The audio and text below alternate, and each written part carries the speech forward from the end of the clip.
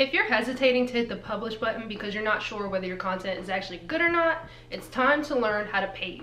Every piece of content that you post should have purpose, accessibility, value, and ease/entertainment. So if you can include these 4 things in your content, you'll feel much more confident to hit the publish button. So let's break this down. Starting with purpose, everything that you post should have a purpose. Defining your purpose for each post not only gives you some direction to work with when you're creating your content, but it also helps you to measure your content afterward to see if it's effective in actually helping you to reach your business goals. Now, purpose can kind of sound like a heavy word, but don't let that discourage you. Purpose is just about what you want your audience to do and feel as a result of seeing your content. So when you're trying to define the purpose of a post, you're looking to answer 2 questions. The first question is, what do I hope to gain from this post? And here you'll want to choose KPIs that align with the goals that you have for the post. So these KPIs can include things like likes, website clicks, saves, shares, things like that. The second question is, how do I plan to get that first thing that you define that you wanted to gain from the post? Something you'll hear a lot of other people in the social industry say is that your content should either educate, entertain, or inspire.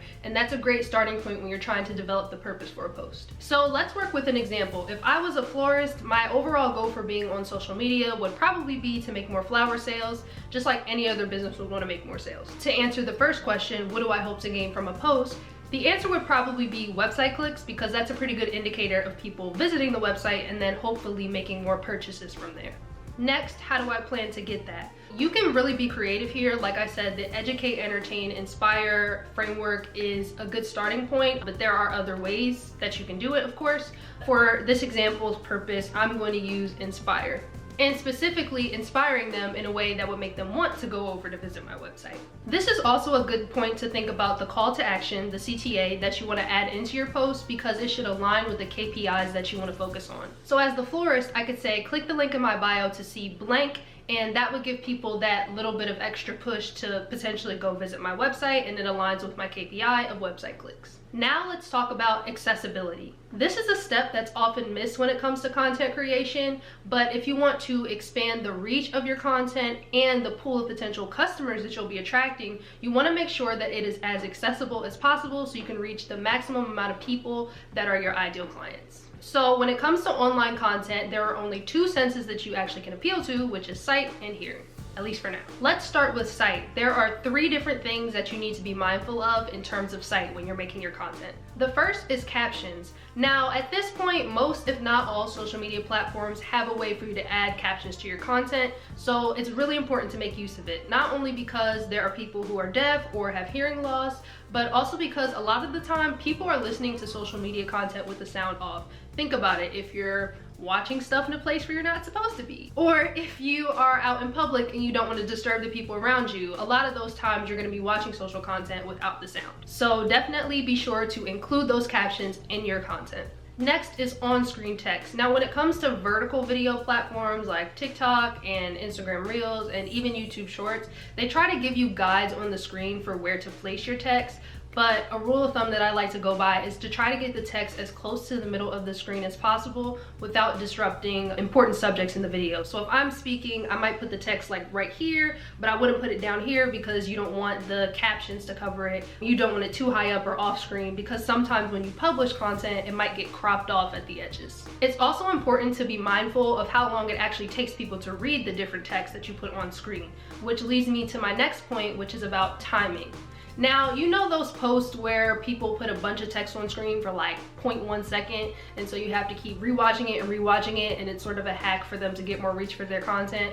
I can't stand that most of the time. Unless it's for comic relief or something like that, you don't want to get people frustrated by having to make them watch a video over and over and over again. At least for me, I know that if I have to watch a video more than twice without getting the value, I'm just gonna move on to the next thing. And I would say the same is true for your visuals as well. Those trends where you're putting 100 pictures into 10 seconds, they may be fun to make and you can make out what's in those photos, but for other people, it can be very visually overstimulating and you're not really getting any value across because they don't have time to absorb the imagery. Speaking of overstimulation, let's move on to the next sense, which is hearing. So this part will really only be relevant for video content, but here are 3 things to keep in mind in terms of audio. One, in terms of your speaking volume, are you too loud? Are you too quiet? Do you feel like people will be able to hear you at different volume levels that they set? You want to make sure that, again, people are able to take the value from what it is that you're putting out in your content. Two would be the consistency of the volume, and I think the more professional audio people would call this the levels or leveling. But you want to make sure that the volume is relatively consistent throughout your video. Nothing is worse for people with sensitive hearing than when the video is kind of low and then it peaks up real loud and then comes back down low, because you feel like you have to turn your volume up and down throughout the video, and it can just get really frustrating. And the third thing you really want to think about are your add-ons. So this is your background music, the little click sounds that people like to put in their videos to spice things up. You just want to make sure that they're enhancing your video and not distracting from your video. Think about the volume of those sounds and if it is preventing people from hearing what you're saying, if you're speaking, and if it really does add something to the vibe of the video. I find when it comes to audio that it can be really helpful for you to have someone else listen to your content just to see whether or not anything sounds off or distracting or any of the things that I previously mentioned. Hey, sleepy editor Chelsea here, trying to figure out how I forgot to mention alt text in this video. Something that's not only important in terms of accessibility, but also helps to improve the SEO of your content, because you're essentially adding keywords that platforms like Instagram, for example, can use to better categorize your posts and make sure they're getting seen by the right people. But yeah, definitely use alt text. I'm pretty sure with all the AI around that there are alt text generators of some sort. And when it comes to text heavy carousels and posts like that, you literally can go into your camera roll and copy and paste the text from there. Be sure to implement that. It's really helpful, again, not only for accessibility, but to help improve the reach of your posts by allowing platforms to better categorize them. Okay, bye. So now let's talk value.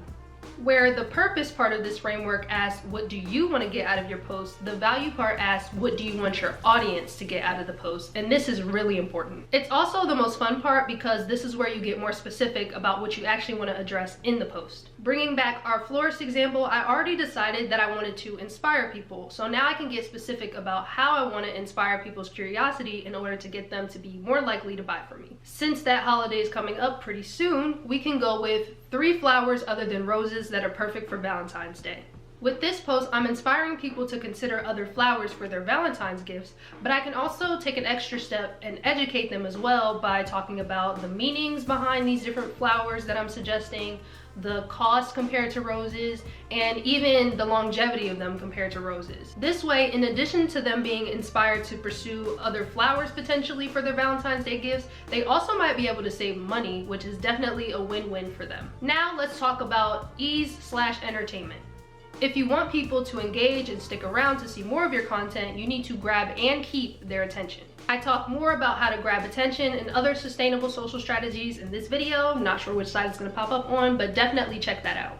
To keep attention, you'll need to make your content easy and/or entertaining to consume. And here's 4 different ways that you can do that. 1, taking advantage of trends in comedy. Now, when you do this, you just want to make sure that you're able to still get your point across clearly while maintaining the element of the trend or the comedy. It can be easy to get caught up in trying to use an audio and it doesn't really make sense with what it is that you're trying to express, so you just want to be clear on that. 2, make use of variety. So when it comes to video content, this can be done by switching up the angles or switching up the shots that you're using, even zooming in and zooming out like I've done in this video to try to keep up the pacing. And when it comes to written content like Instagram carousels and things like that, you want to vary your sentence length so people aren't getting bored and feeling like things are drawing on. Also, in more visual pieces of content, just using different graphic elements to keep their attention. 3 is something that I've tried out and I want to keep learning more about, and that's gamification. So adding some sort of gaming element to your post. A great example of this are those word search posts where they tell you to comment the first 3 words that you see,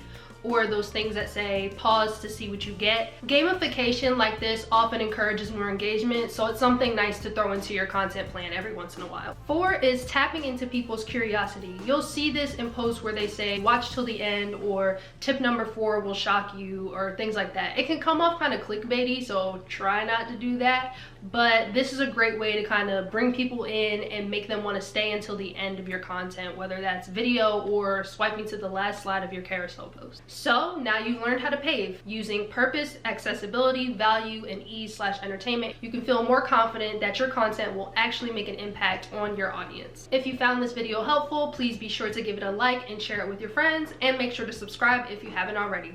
I'll see you in the next one. Bye.